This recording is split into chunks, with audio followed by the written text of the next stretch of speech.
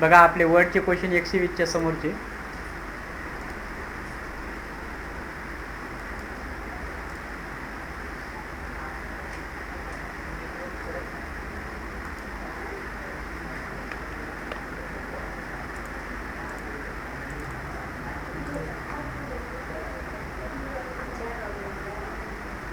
तर इथे काय म्हणलं, दिलेल्या डॉक्युमेंटमध्ये ओरिएंटेशनचा वापर करून लँडस्केप करायचा. त्यानंतर आपला मार्जिन जे आपल्या मॉडरेट करायचं. तर इथे लेआउटवर क्लिक करायचं.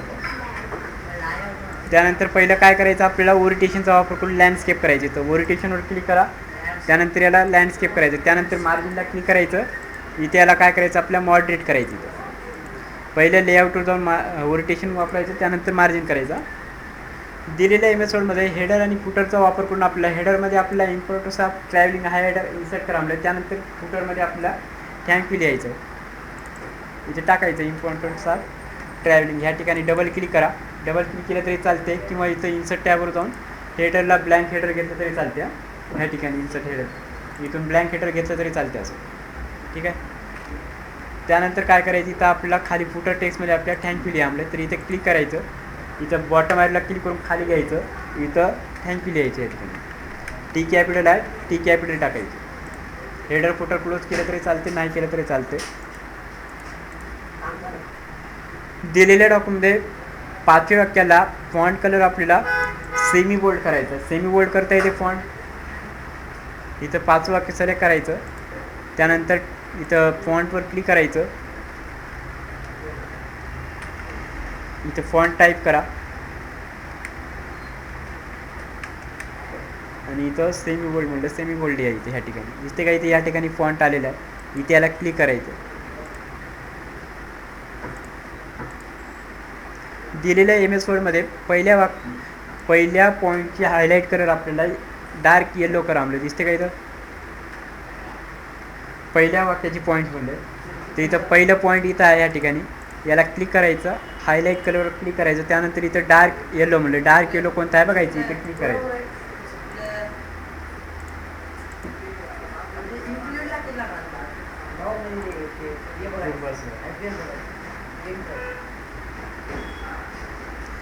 आता तर काय म्हणलं बघा, तुम्ही आता एक डॉक्युमेंट वाचणार आहात ज्यामध्ये भरपूर पानं आहेत म्हणले.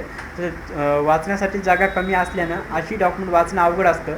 वाचण्यासाठी कमाल जागा उपलब्ध करून देणारा रीड मोड कशा प्रकारे ओपन करावं म्हणजे आपल्या रीड मोडमध्ये करायचं आहे. तर व्ह्यूवर जा. या रीड मोडला क्लिक करायचं. असं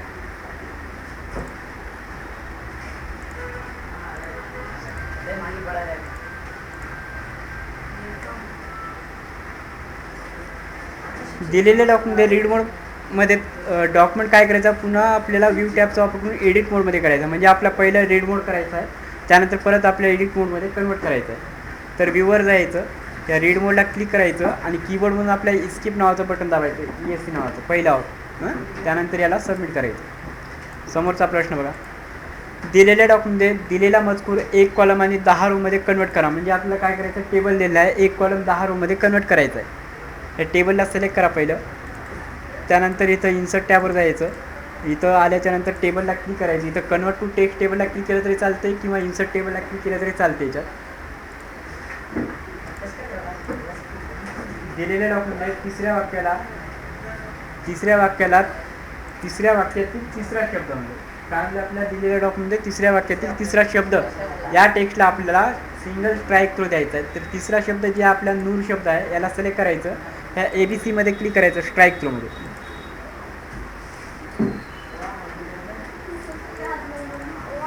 दिलेल्या डॉक्युमेंटमध्ये 2x5ची टेबल इन्सर्ट करावं.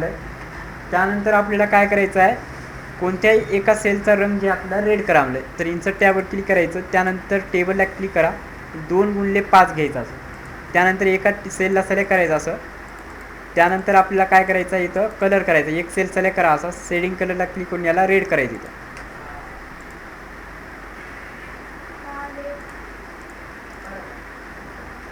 दिलेल्या डॉक्युमेंटमध्ये आपल्याला काय म्हणलं बघा, दिलेल्या डॉक्युमेंटमध्ये लोकेशन हे टेक्स्ट टाईप करा म्हणलं. त्यानंतर आपल्याला काय करायचं आहे, येलो कलरने हायलाईट करायचं आहे. तर हे लोकेशन टेक्स्ट सिलेक्ट करायचं. हायलाईट कलर येलो करायचं असं.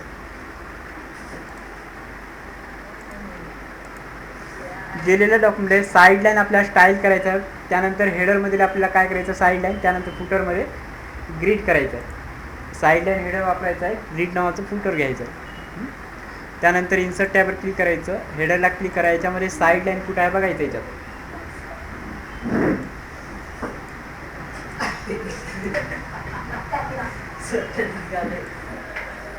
साईड लाईन याच्यामध्ये बघायची, ते क्लिक करायचं. त्यानंतर इन्सर्टवर जायचं, फुटरला क्लिक करायचं आणि याच्यामध्ये काय करायचं, आपल्या ग्रीड घ्यायचं आहे.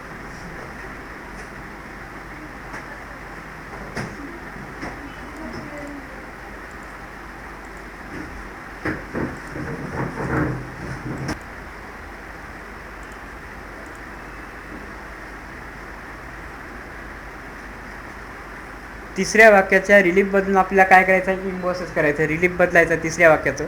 तिसरं वाक्य सिलेक्ट करायचं. त्यानंतर इथं फॉन्ट ग्रुपमध्ये क्लिक करायचं इथं. त्यानंतर इथं आपल्याला रिलीफ बदलून आपल्याला काय करायचं आहे, इम्बॉसेस करायचं आहे. तर इथं आपल्याला बघायचं इम्बॉस कुठं आहे या ठिकाणी, दिसते का इथं इम्बॉस इथं आहे या ठिकाणी, याला क्लिक करायचं. हे रिलीफ बदलायचं. काय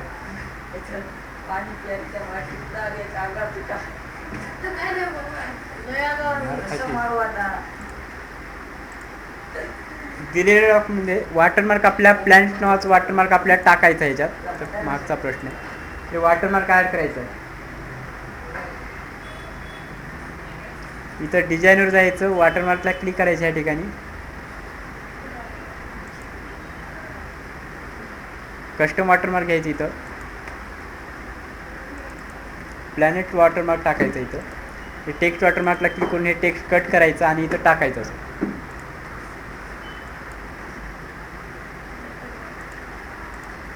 दिलेल्या डॉक्युमेंट जेडी सिव्हिल जे आपला वॉटरमार्क बदलून आपल्या कम्प्युटर वॉटरमार्क टाकायचं. आता जसं आपण टाकल्यावर वॉटरमार्क तिथेच टाकायचं. त्या डिझाईनवर जायचं, ह्या डिझाईनला क्लिक करा. त्यानंतर इथं वॉटरमार्कवर क्लिक करायचं. त्यानंतर इथं कस्टम वॉटरमार्कला सिलेक्ट करायचं आणि इथं आपल्याला जेडी सिव्हिल जे आपल्याला काढून टाकायचं, तर कम्प्युटर टेक्स्ट टाकायचं. सर्व कॅपिटल लेटर्स आहेत, तर इथं कॅपिटल लेटर्स टाकायचं असं. दिलेल्या डॉक्युमेंटची साईज आपल्या A3 करायचं. डॉक्युमेंट साईज चेंजेस करायचं A3 नावाची. तर त्याच्यासाठी आपल्याला काय करायचं, लेआउटला क्लिक करायचं, साईजवर क्लिक करायचं. याच्यामध्ये आपल्या A3 साईज सिलेक्ट करायचं. दिसते का इथे A3 कुठं आहे, याच्यामध्ये बघायचं. या ठिकाणी A3 साईज कुठं आहे, काय झालं याच्यात A3 साईज दिसत नाही.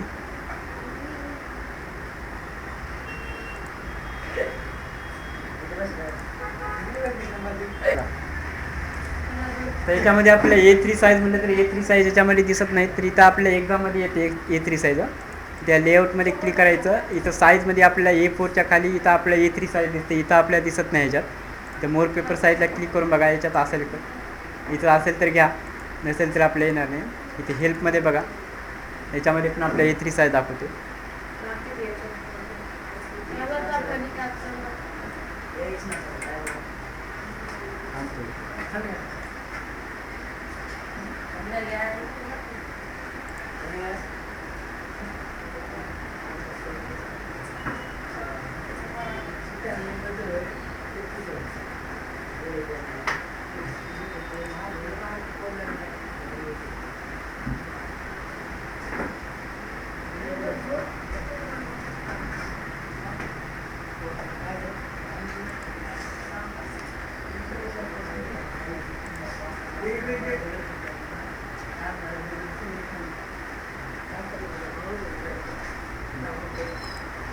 समोरचा प्रश्न बघा.